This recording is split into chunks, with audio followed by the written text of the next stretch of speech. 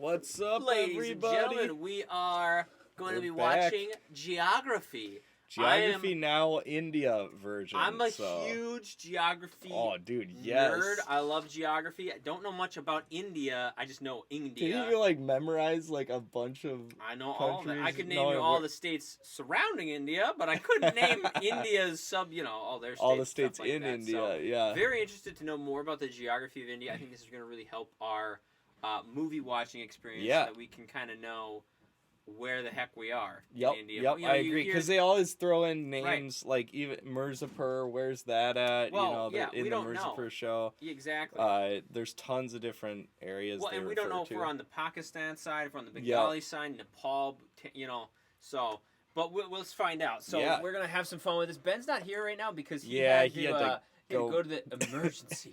No, he had an emergency food He's fine. thing. He's fine. An emergency food thing. He's not out of the toilet. He's still on toilet. No, giant India. Some of you have been waiting a long time for this episode. I'm just going to say straight up. You all know India is incredibly complex and diverse. Even Indians have trouble understanding their own country. Obviously, I won't be able to this scratch guy even the talks surface fast. in this episode, Oh but I'll try my goodness. best. A lot of you Indian geography peeps have helped me along the way, so thank you. And without Guys, comment sad for Ben. Just further just to ado, do that. let's begin. put that. Ben, I hope you feel this better. It's time to learn geography now. Yeah, Hey everybody, I'm your hopefully host he feels Barbie. better This in the place bathroom. doesn't even need much of an introduction. Barbie. Everybody has heard of India. It's big, it's loud, it's colorful, and most importantly, it has a Dude, plethora we have of this on confusing 2 times territorial speed. This guy anomalies is that I just can't wait to zooming. cover. Here we go. Okay, this guy is way too I can't animated. keep We're up. saying India is a place where everyone is in a hurry, but no one is ever on time. First of all, India is located in South Asia, right on the Indian and Arabian Seas and the Bay of Bengal, bordered by 6 other countries, so close to 7, but that land bridge between Sri Lanka got wiped away like 600 years ago by a cyclone. India is divided into 29 states and 7 union territories, with the capital New Delhi, which acts as its own administrative unit, located in the capital territory. Keep in mind, New Delhi is actually just the name of one of the districts in the capital territory, made up of 11. The largest city, however, is actually Mumbai, with New Delhi, Bangalore or Bengaluru, and Hyderabad following after. However, the 4 busiest airports are Delhi Indira Gandhi International, Mumbai's Chhatrapati Shivaji International, Bengaluru's Kempe Gowda International, and Chennai International in the south. You know why I'm smiling. This is my favorite part of any episode we ever make. Territorial anomaly time. India is loaded with strange borders and deliciously complex demarcation lines. First of all, what exactly Really is likes India? the. Hold on, pause. We gotta. This guy is out of He his said mind. deliciously, dude. He's who more is into this guy? geography than you are, bro. He's loving it. He geography now. This guy He's loves gobbling up the This geography. guy loves it, man. You don't have to love it that much. It's a lot of love. Don't say deliciously.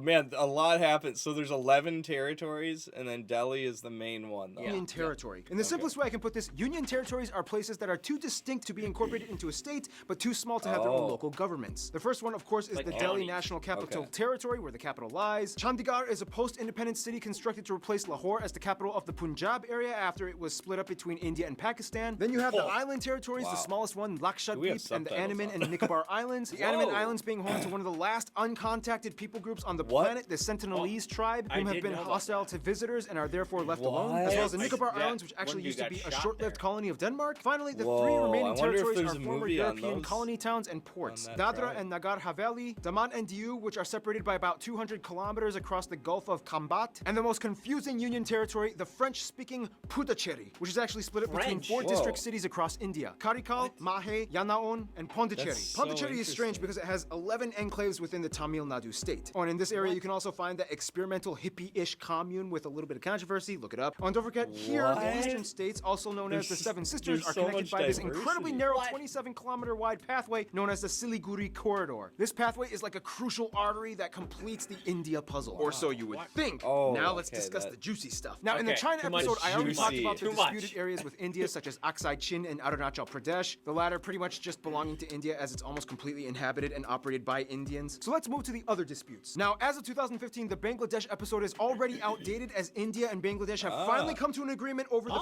frighteningly complex former enclave-exclave dispute. In the end, India only lost about 40 square kilometers of land to Bangladesh, and now only a few enclaves and exclaves exist. Now let's head north. Now, when you try to draw the shape of India, you might want to be careful which depiction you use. Some might use this picture, some might use this, some might use this, and those that don't really study very well might use this. The point is, the whole area is like the most heavily militarized, diplomatically stressed out region on the planet. It's already had like 4 wars in the past half century. Basically, India, Pakistan, and to some extent China all want the entire area for themselves, although it's more of like a Pakistan-India thing. In the China episode, we already discussed the Chinese disputes with India, so I won't cover those in this episode. If you want to learn more, just watch the China episode. But anyway, this entire area was a former domain known as the princely state of Jammu and Kashmir that was under royal Maharajas all the way up until independence. Currently, this place is split up by this fenced-off militarized line known as the line of control between India and Pakistan. Is it that one right there, or the yellow one? Yellow, I think. I think that yellow line. Whoa. Why is this? Well, in the quickest way I can put this... Okay, the British are out. We get to take your land. No, we want to be an independent princely state. We're supposed to take your land. And majority of your people are Muslim, just like us. Even though your ruler is Hindu as well. Hey, India? Yeah? If you help me, I'll let you secede my territory to your land with autonomy. Deal. Ha! Your problem now! I love how Mike played India. He totally represents India. Oh, Pakistan's capital, Islamabad, is less than 80 kilometers away from all that drama. The line of control meanders through the mountains until it stops at a point called NJ9842. This is where things get really crazy, because from there you hit the Siachen Glacier, the second longest non-polar glacier in the world, and this is pretty much the dead man zone. After point NJ9842, you hit the actual ground position line, a series of military outposts that extend all the way to the Chinese border. That means everything in this area is ground zero for the Indo-Pak tension. And you know, the crazy thing is there's actually literally small towns of normal Yeah, I do. They climb that and hill. And then they had to like regain the territory. Let us know in the comments, guys. I think in the past that might have been. There are civilians living in these areas high up in the mountains, many of which just go about daily life, going to work and raising their families. Otherwise, they have a river dispute with Nepal and various river islands disputed with Bangladesh. Outside of all the dispute stuff, though, India not only has the world's second largest road network and 3 of the world's top 10 megacities and their own space program, but they also have a copious abundance of landmarks and notable sites, way too many to list. But some of the ones that you guys, the Indian geography peeps, have told me to mention include places like the abandoned Danush Kodi Ghost City, Golconda Fort, the 4 pillars of Charminar, the Ajanta Buddhist art caves, the Ellora monolithic ruins, Mandu Fortress, the Golden Temple, which feeds over 100,000 people a day, the Gol Gumbaz Mausoleum, the Kalavantin Durg Post, the ruins of Hampi, the hill forts of Rajasthan, Shatrunjaya Hill, which is basically like a mecca for Jains, the Temple of the Bodhi Tree, Jal Mahal, Bangar Fort, the most haunted place in India, Mahabat Maqbara. The most haunted. We gotta go there. What was that? Post, the ruins of Hampi, the hill forts of Rajasthan, Shatrunjaya Hill, which is basically like a mecca for Jains, the Temple of the Bodhi Tree, Jal Mahal, Bangar Fort, the most haunted place in India, Mahabat Fort. We gotta try that out. And keep in mind, just like in China, you can find a Great Wall of India in Rajsamand. There's also the Paritala Anjaneya Temple with the largest statue in India depicting Hanuman, and at over 150 acres, the Sri Rangan Attaswamy Temple, the largest Hindu temple in the world. Oh yeah, and there's also that building with the stuff in the thing, whatever. Anyway, we could go on for centuries talking about India's rich, constructed domicile, but what it lies on top of is even more fascinating. Whoa. Now, don't make this mistake. I'm going to India. All I need are my sandals and sunscreen. Oh, crap. Now, as the 7th largest country in land area, India has a wide range of landscapes, climates, and elevations that all contrast from one corner to the other. First of all, let's talk about the north. India sits on the Indian tectonic plate that essentially smashed into the Eurasian plate, which in return created the largest mountain range in the world, the Himalayas. The force is so strong that it's estimated that the Himalayas grow about 2.4 inches or 6.1 centimeters every year. There's also where you can find Kanchenjunga, the tallest mountain in India, or the 3rd in the world, right on the border of Nepal. Keep your eye on these mountains. These are pretty much the source of most of India's major rivers that give life to the whole country. That's why India takes these mountains so seriously. You can also find the largest natural lake, Wular, up in the Jammu Kashmir area. Below the Himalayas, you reach the North Indian River Plain, sometimes referred to as the Indus Ganga. This is the most fertile part of India, where the most important rivers like the Ganges and its tributaries flow. Heading a little south, you reach the Satpura and Vindhya ranges that pretty much divide North India from South India. On each side, you get the West and East Ghat Mountains, which in return creates this massive triangle thing called the Deccan Plateau. This place is moderately forested, especially in the east, in the Chotra Nagpur Plateau. Plateau, where you get a section of the swampy Sundarbans that they share with Bangladesh. Check out the they Bangladesh got a episode. Head a little west and you get the dry swampland Tar Desert along the border with Pakistan, the as well as desert, the they Rang got Kuch, known as the Salt Desert. And finally, the only active volcanic area would be the Andaman and Nicobar Islands, with Barren Island having actual conical eruptions and Bhutan having tame mud volcanoes. Now here's the thing, although India has a relatively high population density, they do relatively well with maintaining their ecological footing. In fact, in 2016, they beat a world record by planting, disputably, 50 million trees in one day. They've also agreed to reforest about 12% of their country by 2030. The most heavily forested area being the 7 sister states in East India. Now, one of the factors that contributes to this would be the fact that India has the lowest meat consumption in the world, with the highest population percentage of vegetarians at around 40%, most of whom are lacto-vegetarians that consume milk products. By the way, in India, when buying groceries, this label means vegetarian and this one means not vegetarian. Nonetheless, the remainder of the population does typically eat some kind of animal protein, mostly in the forms of seafood or chicken, but almost never beef or pork, unless if you are part of the Muslim or Christian minorities scattered throughout the west and east areas. Now, let's talk about the role of cattle, shall we? India has more cattle and livestock than anywhere else in the world, at around 330 million. And it's interesting because since they have prevalent Hindu traditions, the killing of cows is illegal in many of the states except for a few, and each state has varying degrees of punishment for committing intentional cow slaughter. Keyword intentional. Cows accidentally get hit by cars all the time. Once a cow is too old to produce milk, it typically is released into the open to die naturally in the wild, ideally. Nonetheless, male cattle get it much worse, as they are deemed as kind of useless. Some places use them as draft animals for labor, some religious sects use them as sacrifices, but otherwise they are typically sold to the underground market for beef or hides. To this day, there are about 6 times as many female cows as male cattle in India, so that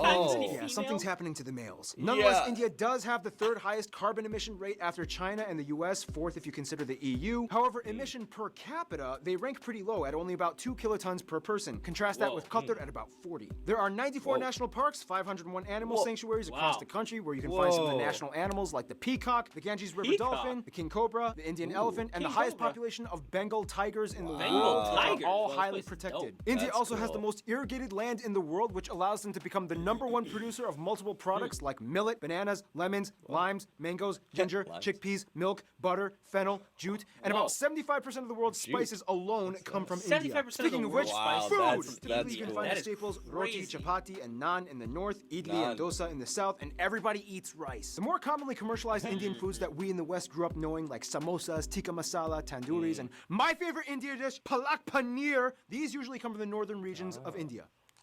Seriously, India, you took spinach and made it fat. I love you guys. Otherwise, the West is mostly known for their chutneys and pickled foods, as well as beef, since there's a high number of Muslims and Christians. The South uses a lot more coconut and has some of the best curries like porials, sambras, rasams, and tutus. And the East is known for having the best desserts like peda, mishti doi, rasgulla, or shondesh. Speaking of which, India is so diverse and complex that sometimes even Indian people need translators when going to different states. It's about to get 10 times more confusing in about 3, 2, 1.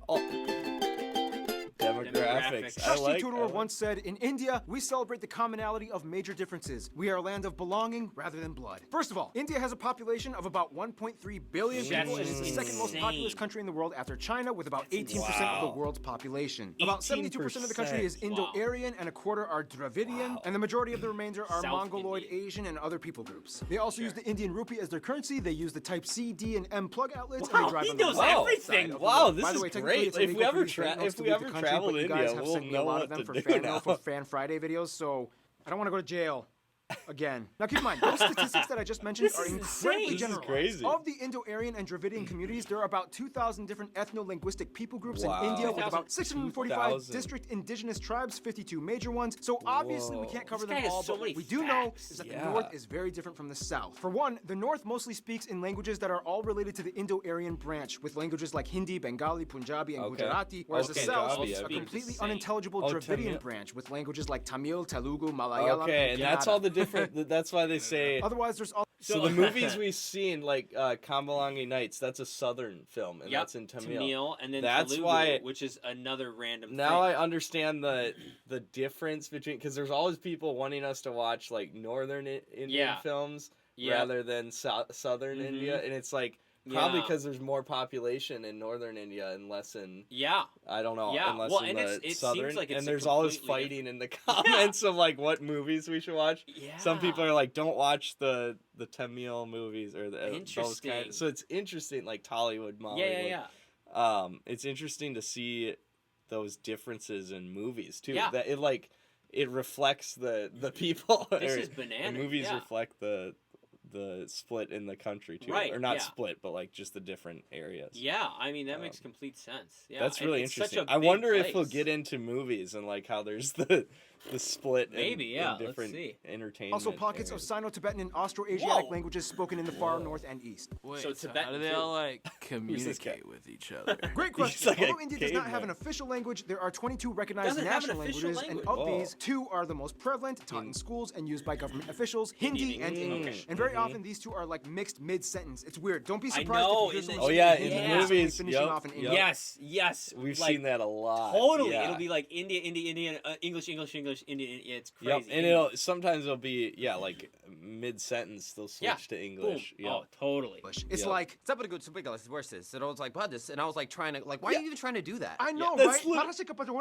And the washing machine, I told them that's actually exactly. That's so now, accurate. of course, let's discuss the one thing that goes hand in hand with India: Hinduism. About 80% of India claims to be Hindu, or at least part of the Hindu practicing community. Now, we don't have time to explain everything about the tenets and multi-layered philosophies and practices we learned of Hinduism. that in another If you want to know, video. just talk to a Hindu person. But basically, one thing you do need to know is that Hindu-driven ideologies pretty much dominate most of life in India, everything from family to business. You will see colorful, mesmerizing shrines, temples, statues, and rituals being performed everywhere, even in public. On the Bharat Mata, the mother of India, statues are everywhere. She's like the symbol of India. The largest Hindu pilgrimage, the Kumbh Mela, happens every 3 years, rotating between 4 cities, in which the adherents bathe in the Ganges River and enjoy a massive festival with tens of millions of people.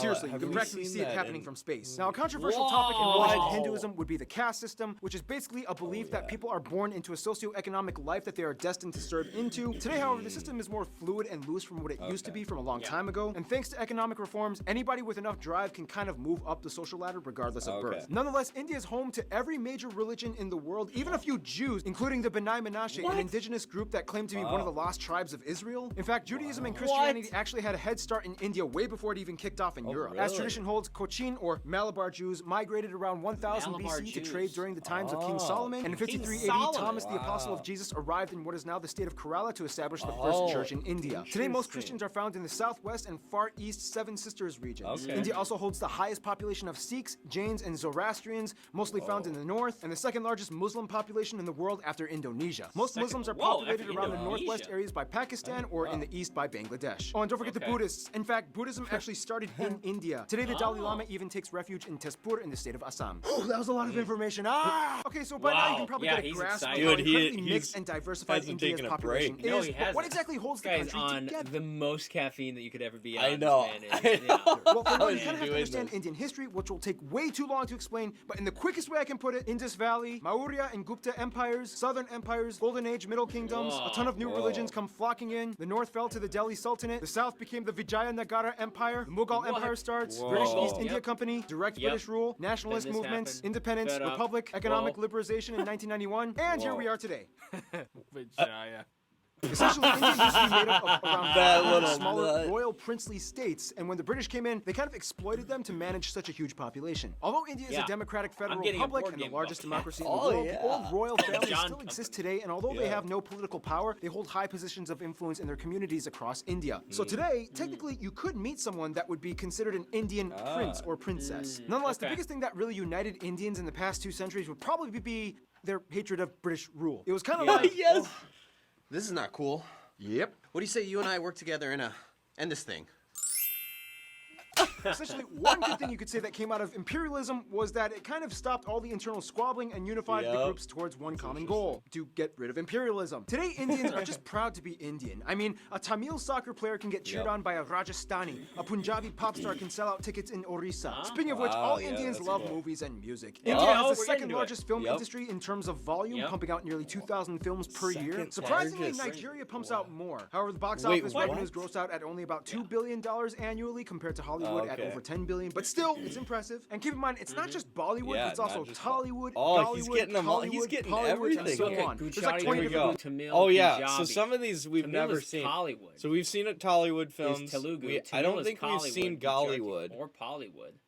Or Bollywood, in India. Oh, and like every movie in India has at least one scene where everybody breaks out in song, and there's almost always a happy ending. Unfortunately, mainstream media has also put an aesthetic strain on many of the people, as it's almost become an obsession to be light or fair-skinned, causing people to go so far as to buy skin bleaching products. Some other controversies include things like illiteracy being an issue in many parts of the country, especially in the rural areas. But I mean, come on, when your country has literally hundreds of different writing systems, go figure. I mean, give them a break. Also, many of you guys, the Indian geography peeps, have asked me to bring awareness to the fact that India does unfortunately have some of the highest rates of human trafficking and child slavery. The government is trying to crack down, and culture is slowly being reformed, but for now, it's a sad reality that still does exist. Hey, here at GN, we talk about the good and the bad. I'm just saying. Otherwise, sports do definitely tie everyone together as well, especially cricket, the national sport. Yes, they also do really well in field hockey. India also has a lot of their own indigenous sports like Dopkel in Assam, bull racing in Kerala, Insuknar, rod pushing in Mizoram, and Malakamba, the strange pole yoga gymnastics thing in the south. Otherwise, some notable people from India or of Indian descent might include people like Siddhartha Gautama or the Buddha, Mahavir, Ashoka the Great, Prithvi Chauhan, Aurangzeb, Shivaji of the Maratha Empire, Mohandas or Mahatma Gandhi, Indira Gandhi, Subhash Chandra Bose, Jawahar Lal Nehru, Rabindranath Tagore, C.V. Raman, Satyendra Nath Bose, Bhagat Singh, Dr. APJ Abdul Kalam, Shah Rukh Khan, Amitabh Bachchan, Amir Khan, Salman Khan, Priyana Chopra, Ben Kingsley, Sundar Pichai, Satya Narayana Nadella, A.R. Rahman, Sachin Tendulkar, and Mahendra Singh Dhoni. There's also literally millions of other famous people I missed out on. If you want to mention them, please, there's a comment section below. Use it. In the meantime, we gotta finish this info marathon, shall we? Dang. Now, no surprise, India is huge and therefore has a huge international outreach when it comes to diplomacy to almost everyone, except their immediate neighbors. First of all, countries with large population percentages of Hindus and Indians like Fiji, Guyana, Suriname, Trinidad and Tobago, Mauritius, and Malaysia typically stay close to India's roster of go-to friends. They enjoy cordial relations with trade. Now, the UK may have left on a sour note, but they still have a lot of ties to their former colonizer in terms of business and tourism. India is still part of the Commonwealth, not Commonwealth realm, there's a difference, and the UK has over 1.5 million citizens of Indian descent. As mentioned in the China episode, China is kind of like India's I'm only here to do business with you and nothing else friend, as drama still hasn't subsided in regards to the territory conflicts. Now, when it comes to the US, things started kind of sour back in the 70s during the Indo-Pak War of 1971, when the US sided with Pakistan, their arch nemesis. Today, relations have cooled off mostly. The US supports India's move towards democracy and is a key ally in the military conflicts in the Middle East. When it comes to their best friends, however, most of the Indians I talked to have said Russia and Bhutan. Russia because during the Indo-Pak Wars, Russia came in and supported them, and ever since then, each country has held a high position of respect for the other, especially as global superpowers. Bhutan and India signed a treaty of friendship almost immediately after independence. The two countries have shared interests and a currency-pegged system as well. Bhutan even supported the annexation of their cousins in the Sikkim state into India, as it gave a nice buffer of land from China's stake to their claim. In conclusion, you will not find anywhere else on Earth like India. Thousands and millions of people inhabiting a colorful, majestic, green, slightly gritty at times slab of Earth, blessed and cursed in so many ways, yet wonderfully harmonized, mostly in a unity unlike anywhere else. In the end, that's India. Stay tuned. Indonesia is coming up next. Wow, that guy was very informative. He packed a lot into that short video. Did. That really gets you thinking. Though. I mean, that's really interesting that India, when they were asked like who their allies are, they were saying Russia and Bhutan. Yeah, that's interesting. That's kind of interestingly scary. Wow. Yeah. We want India on our side. Yeah. Well, we're kind of friends, is what he was saying. We're kind of friends. Let us know. Friends, I don't know how old this video is. Maybe we're more friends now. Maybe. I hope so. We're uniting through movies, Let's guys. Unite through Bollywood. 7 years ago. We're 7 totally years. friends now. Okay. This was right? pre Let us know in the Russia getting all frisky, because I think India is now kind of backed off on that. But yeah. Sure. Very interesting. Yeah, a lot. We learned a lot. Yeah, we did. Video. Holy Tons crap. of stuff. We learned about the language, the currency, the food, movies, everything. Okay. But guys, like and subscribe. And what do you think about this? And what do you think we should know more about? Yeah, let us know in the comments. What do we get wrong in our react videos on movies? Yeah. Let us know and have a great day. See you in the next one.